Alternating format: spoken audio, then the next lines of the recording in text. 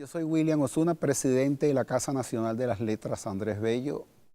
Este 12º Festival Mundial de Poesía se organiza de la manera siguiente.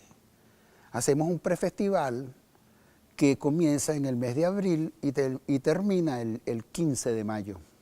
Ya en los preparativos para el gran festival que comienza el 17 de junio y termina el 21 de junio.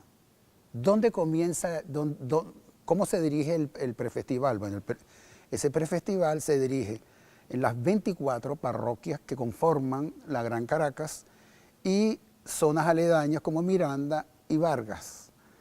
Poetas que no han tenido oportunidad de aparecer en el Festival Mundial de Poesía se van fogueando en este festival. Poetas de los barrios, poetas de las zonas que reclaman pues, la presencia y la inclusión en espectáculos de poesía. La pregunta tiene una manera críptica de expresarse, ¿no? Porque tiene como muchos conceptos dentro de ella. Pero la poesía, viéndola así, su fase primigenia es el lenguaje. Pero no el lenguaje en la poesía que funciona de una manera expedita y de una manera pragmática.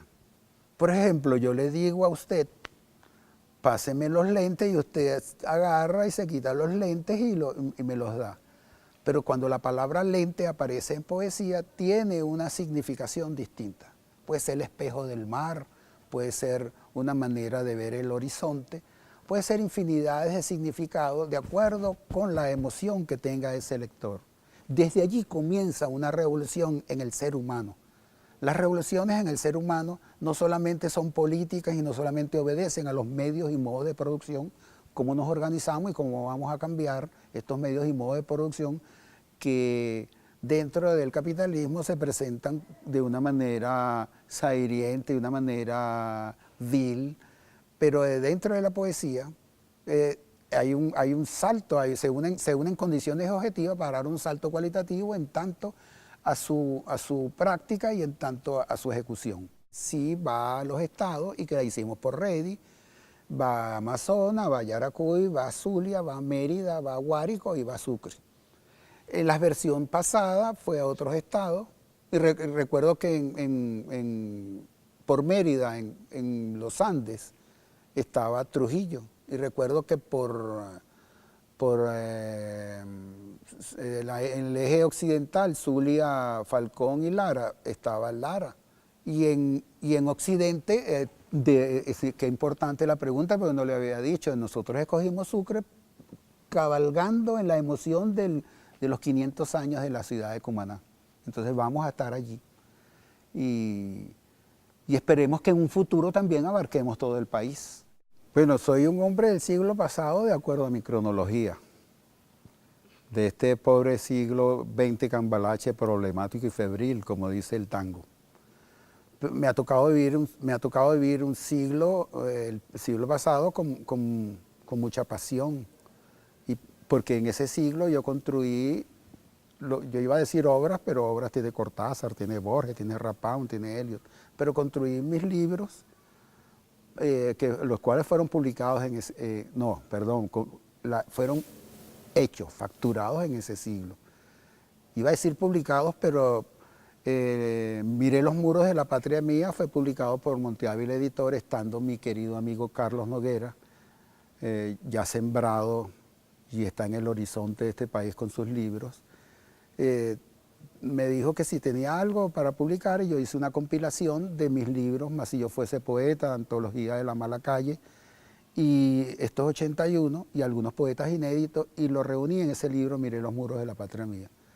Soy un hombre del siglo pasado porque era un siglo que no avisoraba para los jóvenes de ese momento como un futuro muy promisorio. Tuve que pasarme al siglo XXI para ver este futuro promisorio y para ver esta Venezuela de ahora, este maravilloso país en movimiento, como dice Víctor Valera Mora, en sus contradicciones y en sus actividades políticas, las cuales tenemos que solucionar y encarar de una manera dialéctica y entender que sí podemos salir y que sí podemos verdaderamente solucionar los problemas que en este momento. Yo lo miro en dos fases y lo miro desde la célula familiar. Un niño debe ver a sus padres, a sus hermanos y a su entorno. Y sobre la base de ver a sus padres, a sus hermanos y su entorno, debe ver valores. Y dentro de los valores, no digo que en todas las casas existe una biblioteca, porque en mi casa no existía una biblioteca. Yo vengo de una familia muy humilde, pero puedo decir que vengo de una familia donde tenía valores, valores humanísticos y fui criado con mucho afecto.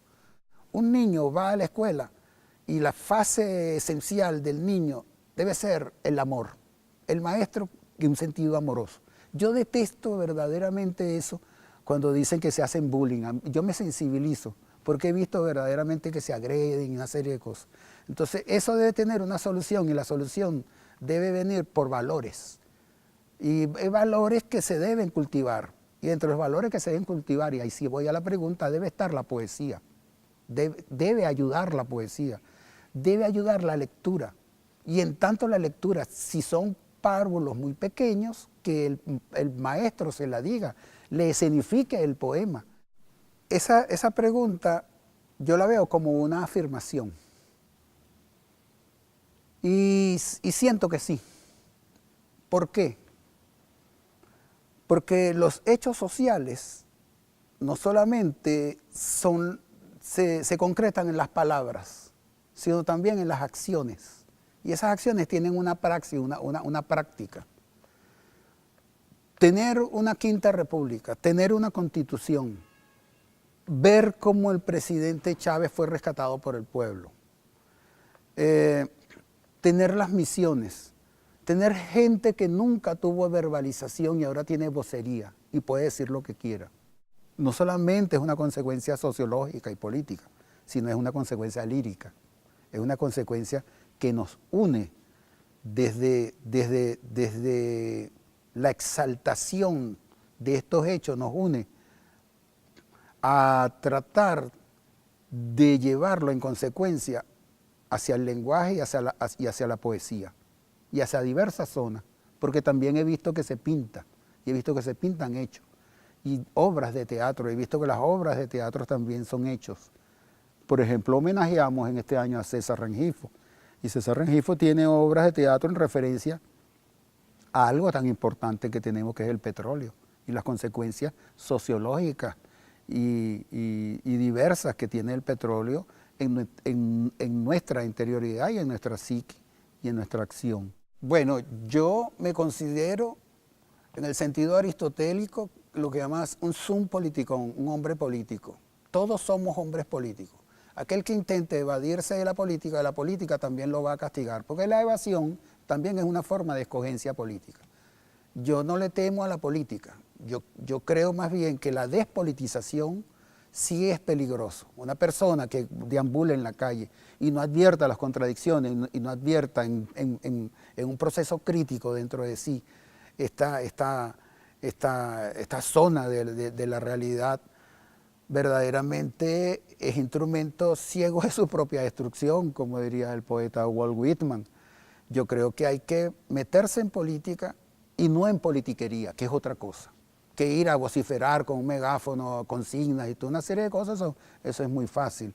Yo creo que la política, quien la ejerza, y en todo caso, quien tenga una vocería política, debe ser como un doctor, como un maestro dentro de la sociedad, en el sentido amplio de la palabra, porque se está comprometiendo de dos maneras, se está comprometiendo un proyecto de una manera ética y de una manera estética.